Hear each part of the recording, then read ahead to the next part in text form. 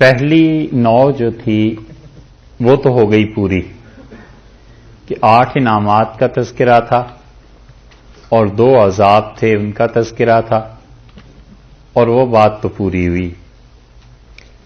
اب اس کے بعد یہ جو آیت کریمہ شروع ہو رہی ہے ان الذین آمنوا والذین ہادوا سے، یہ نتیجہ ہے اس ساری بحث کا، ان 8 انعامات اور 2 عذاب کہ ان سے ہم نے سیکھا کیا، حاصل کیا ہوا۔ وہ 8 انعامات اور 2 عذاب ان سے کیا حاصل ہوا، وہ اس آیت کریمہ میں ارشاد فرمایا گیا۔ اس کے بعد 65 نمبر جو آیت ہے وَإِذْ أَخَذْنَا مِيثَاقَكُمْ، یہاں سے اساتذہ یہ بتلاتے تھے کہ بنی اسرائیل کے جو آباء و اجداد تھے، وہ بنی اسرائیل جو رسول اللہ صلی اللہ علیہ وسلم کے دور میں تھے، ان کے آباء و اجداد کی 3 ایسی خرابیاں تھیں جو قومی سطح پر پائی جاتی تھیں، اور اللہ تعالی نے ان 3 خرابیوں کا، ان 3 برائیوں کا ذکر کیا ہے، جن میں سے پہلی برائی ان کی، اس کا بیان شروع ہوتا ہے آیت نمبر 63 سے۔ وَإِذْ أَخَذْنَا مِيثَاقَكُمْ وَرَفَعْنَا فَوْقَكُمُ الطُّورَ، یہ بنی اسرائیل کے جو آباء و اجداد تھے، یہ ان کی پہلی خباثت، پہلی برائی اور پہلی شرارت۔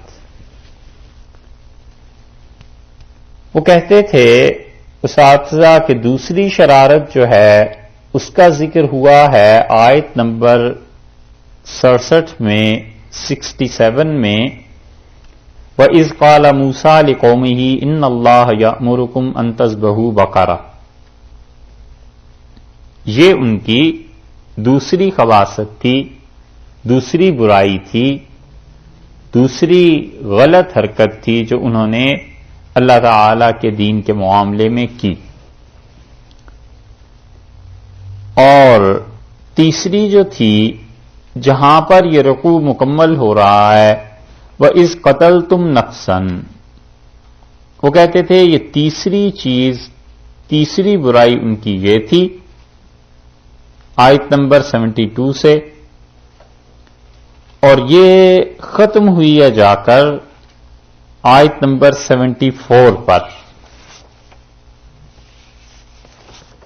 آیت نمبر 74 پر یہ ختم ہوئی ہے۔ تو یہ 3 قومی برائیاں بنی اسرائیل کی، ان آیات میں اللہ تعالی نے ان کا تذکرہ فرمایا ہے، ان کا ذکر کیا۔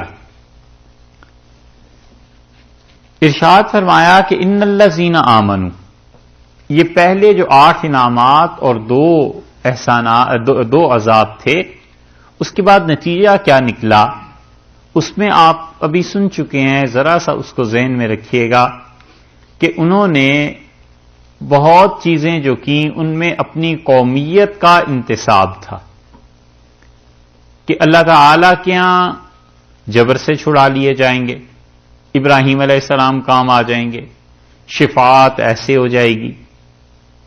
تو اللہ تعالی نے انہیں بتایا کہ یہ عذاب بھی تم پہ آتے رہے ہیں، اور جو خدا نے انعام کیے تھے تم تو اس کے بھی اپنے آپ کو مستحق ثابت نہیں کر سکے، اور اسی وجہ سے ذلت اور مسکنت تمہارے ساتھ چپکا دی گئی۔ ایک یہ بات خیال میں رہے، ایک یہ بات کہ ہم جو پیچھے اصل میں چلے تھے وہ تو سارا تذکرہ تھا منافقین کا، یاد آیا نا، یہودیوں کا تھا اور یا منافقین کا تھا، وہ ساری چیزیں تھیں۔ اب یہاں پر ان دونوں باتوں کو ذہن میں رکھ کے دیکھیں، ان الذین آمنوا، بلا شبہ وہ لوگ جو ایمان لا چکے۔ اس سے مراد مفسرین کا ایک گروہ اس طرف گیا ہے کہ وہ کہتے ہیں اس سے مراد وہ منافق ہیں جن کا صرف زبانی دعویٰ تھا کہ ہم ایمان لائے، تو اللہ تعالی نے ان کو تنبیہ کی ہے کہ یہ جو تمہارا دعویٰ ہے کہ ہم ایمان لا چکے تو تم ایمان لانے والے، بعض مقامات پہ آگے چل کے آتا ہے کہ اللہ تعالیٰ نے فرمایا ہے کہ ایمان والو ایمان میں داخل ہو جاؤ، یعنی اپنے ایمان کو پختہ کرو، پکا کرو۔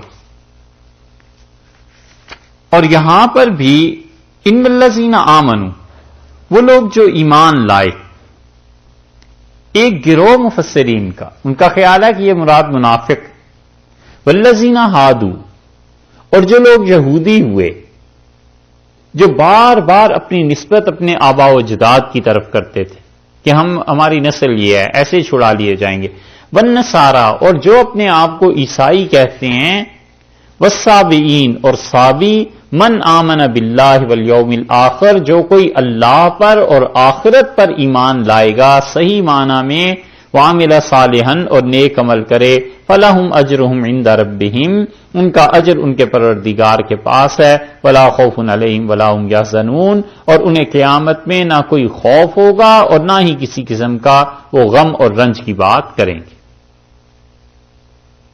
یہ ہے ایک مفسرین کا گروہ ان الذین آمنوا کو اس کے حقیقی معنی میں نہیں لیتا، بلکہ امام نصفی رحمۃ اللہ نے فرمایا کہ یہاں سے مراد وہ منافق ہیں جو زبان سے کہتے تھے کہ ہم ایمان لائیں۔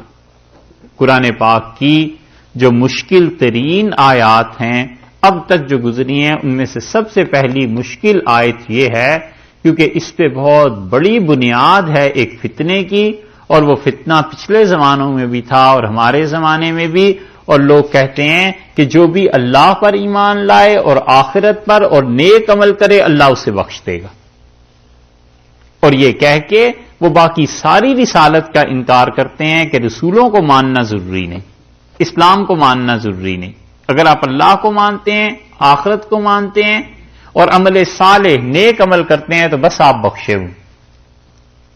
یہ ہے اس فتنے کی بنیاد، اور وہ اس آیت سے استدلال کرتے ہیں اور وہ کہتے ہیں اللہ نے بھی یہی کہا ہے قرآن پاک۔ یہ بات سمجھ میں آئی؟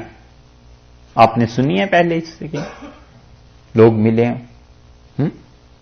ایسے ہی وہ اس آیت سے دلیل لیتے ہیں، وہ کہتے ہیں بس اللہ نے کہا ہے، اور پھر اس سے بھی بڑھ کر کہتے ہیں کہ اللہ پر ایمان اور آخرت تو آپ کا عقیدہ ہے، عمل صالح سے مطلب ہے انسانیت کی خدمت کریں، اور انسانیت کی خدمت کے لیے آپ وہ بنائیں تنظیمیں جو آج کل بن رہی، کیا کہتے ہیں اسے، این جی اوز، ہاں این جی اوز بنائیں، ایسے آپ خدمت کریں انسانیت کی، اور اللہ اور آخرت پہ آپ کا ایمان ہے، اور این جی اوز کے ذریعے آپ فنڈز اکٹھے کر کے لوگوں کی خدمت کر رہے ہیں، بخشے بخشائے جناب، کوئی ضرورت ہی نہیں۔ یہ دھوکہ ہے جو اس آیت کریمہ سے، اس لیے مفسرین نے ایک تو اس کی جڑ کاٹ دی، انہوں نے کہا کہ یہاں مرادی منافق لوگ ہیں، کہ منافقوں تم اور یہودی، عیسائی اور صابی، جو کوئی بھی اللہ پر اور آخرت پر ایمان لائے گا اس کے اور عمل صالح کرے گا اس کے لیے کوئی خوف نہیں، تو مطلب یہ ہے کہ بھی تو تم اللہ پر اور آخرت پر بھی پورا ایمان نہیں لائے، ظاہر میں دعوے کرتے ہو اور حقیقت میں یہ ایمان نہیں۔ اس لیے نجات کے لیے صرف اتنا کافی نہیں ہے کہ کوئی انسان اللہ اور آخرت پر ایمان لائے، اگر اتنا ہی کافی ہے تو قرآن کریم کی باقی آیات کو کیا کریں گے؟ آپ دیکھیے سورہ نساء میں آیت نمبر 150 میں، سورہ نساء چوتھے پارے میں، بلکہ 5ویں پارے میں دیکھ لیجئے، 6 میں 150 نمبر آیت میں آپ دیکھیے اللہ تعالی نے کیا ارشاد فرمایا۔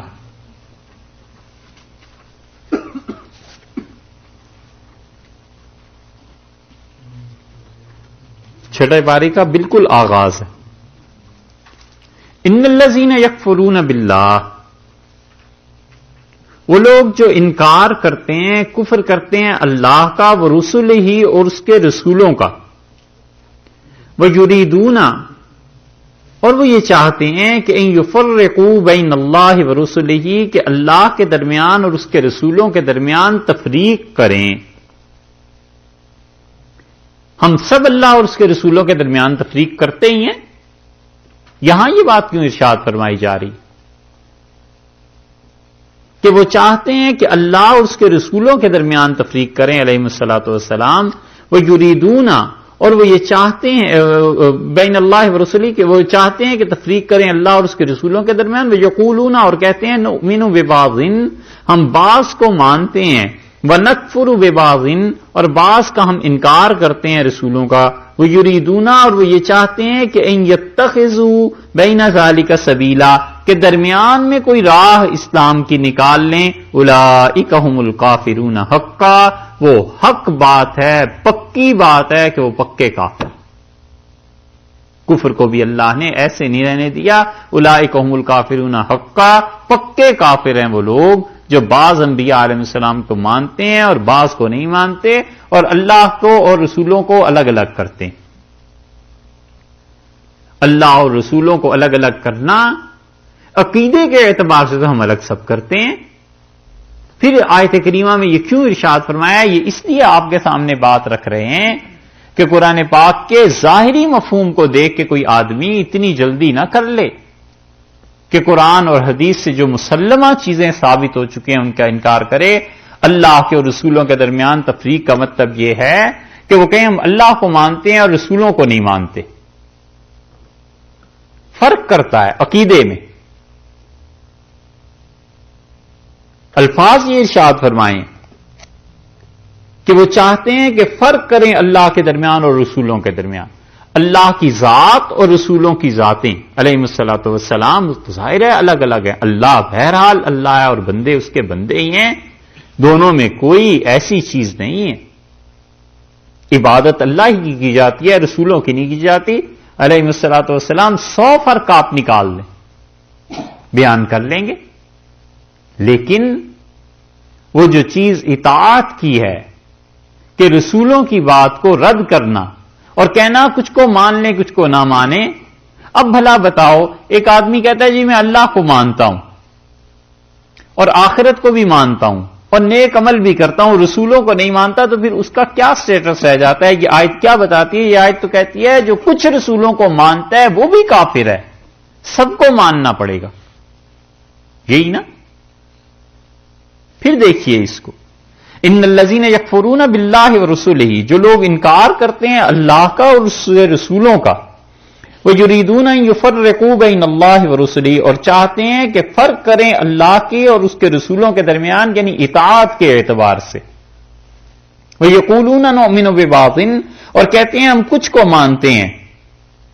یہودی حضرت موسیٰ علیہ السلام پہ آ کے رک جاتے تھے اور آگے سے عیسیٰ علیہ السلام اور رسول اللہ صلی اللہ علیہ وسلم انہیں نہیں مانتے تھے. اور عیسائی حضرت عیسیٰ علیہ السلام پہ آ کے رک جاتے ہیں اور رسول اللہ صلی اللہ علیہ وسلم کو نہیں مانتے نا. اللہ نے فرمایا وہ کہتے ہیں کہ ہم کچھ کو مانیں اور کچھ کو نہ مانیں. وہ یریدون ان یتخذوا بین ذلک سبیلا، اور وہ چاہتے ہیں کہ درمیان میں کوئی راہ نکال لیں تاکہ سب لوگ خوش رہیں.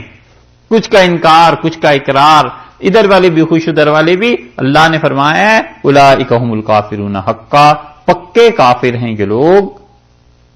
وَاعْتَدْنَا لِلْكَافِرِينَ عَذَابًا مُهِينًا، اور ہم نے ایسے کافروں کے لیے رسوائی کا عذاب رکھا ہے، ذلت کا، مہین.